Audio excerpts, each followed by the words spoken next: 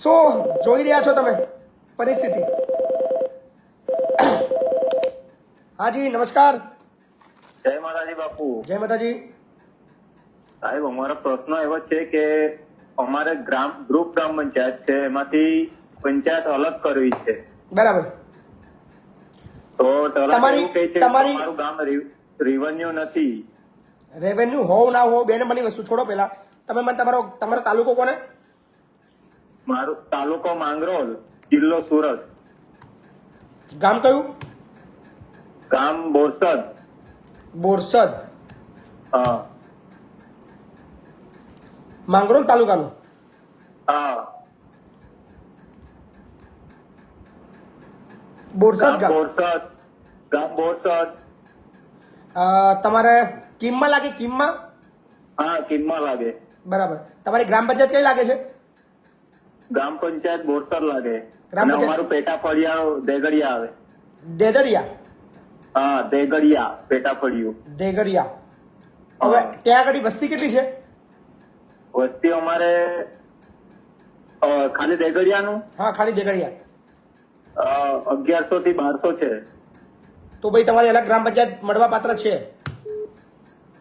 તો એ લોકો એવું કહે છે કે રેવન્યુ કરાવવું પડે. તમારી 7 માં બોરસદ બોલાય છે, તેથી તમારું તમે એક કામ કરો. રેવન્યુ તમે એક કામ કરો. તમારા સ્થાનિક જિલ્લા પંચાયત સભ્ય કોણ છે?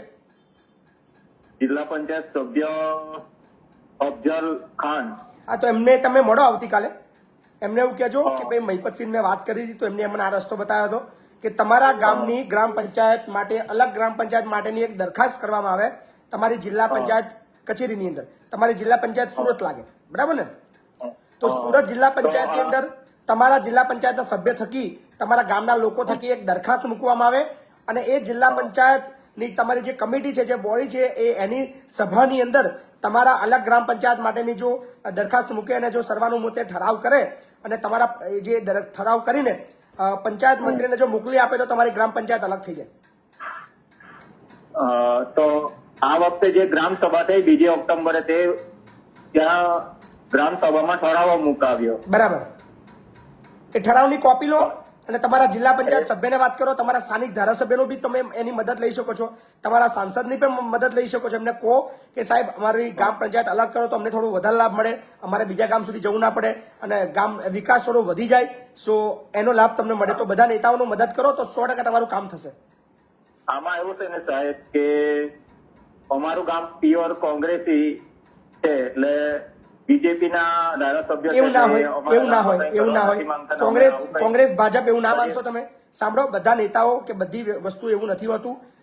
ઘણી જગ્યાએ મેં જોયું છે કોંગ્રેસ વાળો આખું ગામ હોય, એક પણ વોટ ભાજપને ના મળ્યો હોય છતાં પણ ત્યાં વિકાસના કામો થાય છે. એટલે એવું જરૂરી નથી કે તમારી વાતના ધ્યાન ના આપે.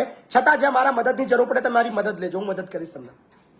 પણ એ લોકો એવું કહે છે કે તમારું ગામ કોંગ્રેસ, પહેલા ભાજપને મત આપીને તમે ભાજપ છો એવું બતાવો તો અમે તમારું કામ કરીએ એવું કહે. એમને કહો તમે બતાવો કે તમે અમારા માટે કામ કરો, પછી તમે તમને બતાવશો એવું કહો. સારું. તમે સાંભળો, તમે દરખાસ્ત મોકલો, દરખાસ્તની એક કોપી મને મોકલો. ઓકે જોઈએ. જે ગ્રામ સભામાં છે કરાવે છે ઠરાવ, એ કોપી છે અમારી જી. એની દરખાસ્ત જિલ્લા પંચાયતની અંદર આપો તમે. અલગ ગ્રામ પંચાયત માટે. હા જિલ્લા પંચાયતમાં. સારું. ઘણા બધા ગામડાઓની આ સમસ્યા છે જ્યાં ગ્રુપ ગ્રામ પંચાયત છે, 2-3 ગામની ભેગી ગ્રામ પંચાયત છે, પણ ખબર નથી હોતી પ્રોપર કે કેવી રીતે ગ્રામ પંચાયતનું વિભાજન કરવું, કેવી રીતે છૂટી પાડવી. તો એના માટેની પ્રોપર એક પ્રક્રિયા છે જેમાં તમે ગ્રામ સભાની અંદર કે ગ્રામ પંચાયતમાં તમે ઠરાવ કરીને ગામના લોકો એકત્રિત થઈને એક દરખાસ્ત તમારા જિલ્લા પંચાયત કચેરીની અંદર કરે તો 100% તમને એની અંદર સફળતા મળી શકે છે. નવા કોલર્સ આપણી સાથે જોડાઈ ગયા છે. હાજી નમસ્કાર.